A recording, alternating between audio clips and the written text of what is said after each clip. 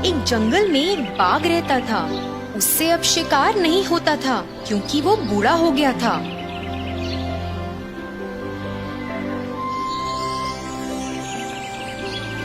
एक दिन जब वो नदी के किनारे गया तो उसे एक सुनहरा कंगन मिला।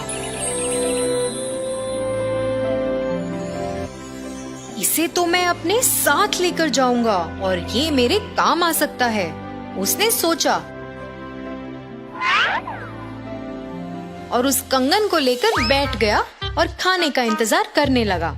एक यात्री नदी के उस पार था। उसे देखकर बाघ बहुत खुश हुआ। और फिर बोला, जी आपको ये सुनहरा कंगन चाहिए? ये मेरे किसी काम का नहीं है।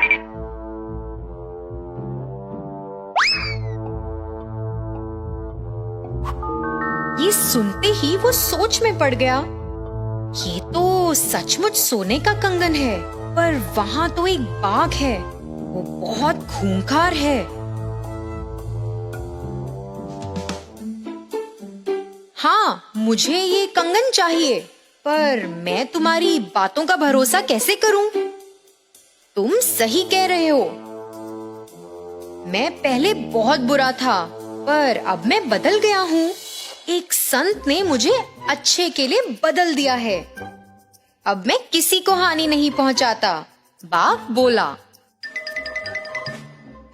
मगर अगर मैं वहाँ आऊंगा, तुम मुझे सूंघोगे और फिर संत को भूल के मुझे खा जाओगे। यात्री बोला, हाँ, मगर मुझे तुम्हें खाना भी हो तो भी मैं नहीं खा सकता, क्योंकि मैं बूढ़ा हो गया हूँ। तो तुम डरो मत, यहाँ आओ और इस कंगन को ले लो, बाघ बोला। ये सब सुनकर यात्री ने सोचा कि वो नदी के उस पार जाकर कंगन ले लेगा। यात्री नदी में गया और जाते ही बीच में फंस गया और फिर मदद के लिए बाघ को देखते हुए चिल्लाने लगा। फिर एकदम वफादारी से बाघ बोला, हे भगवान, तुम तो फंस गए, मैं आता हूँ और तुम्हें बचा लूंगा। फिर अचानक उस बाघ ने अपना असली रंग दिखाया और अपने लड़ाकू रूप से उस आदमी पे हमला बोल दिया और नदी में छलांग लगा दी। फिर क्या, इससे पहले कि उस यात्री को अपनी गलती का एहसास हो, उस पर हमला कर उसे खा गया। लालच में किसी खतरनाक व्यक्ति पर भरोसा करने से हमें बहुत सी मुसीबतों का सामना करना पड़ सकता है। हेलो बच्चों, हमारे चैनल पर आपका स्वागत है। आज हम आपके सामने पेश करेंगे एक बहुत खूबसूरत सी कहानी। वसंत का महीना चल रहा था। एक घने जंगल में बहुत से खिलखिलाते हुए फूल थे। उन्हीं फूलों में एक खूबसूरत गुलाब भी था। जंगल के सारे फूल गुलाब को देखते रहते और कहते, अरे वाह, ये फूल तो कितना सुंदर है, काश हम भी इतने ही सुंदर होते। सभी फूलों की ये बात सुनकर गुलाब ने इसी बात का घमंड करते हुए कहा, मैं ही इस पूरे जहां का सबसे खूबसूरत फूल हूँ। गुलाब की इस बात पे एक हिबिस्कस कहता है, तुम ऐसा क्यों सोचते हो? इस जंगल में और भी बहुत सारे सुंदर फूल हैं और तुम उन्हीं में से एक हो।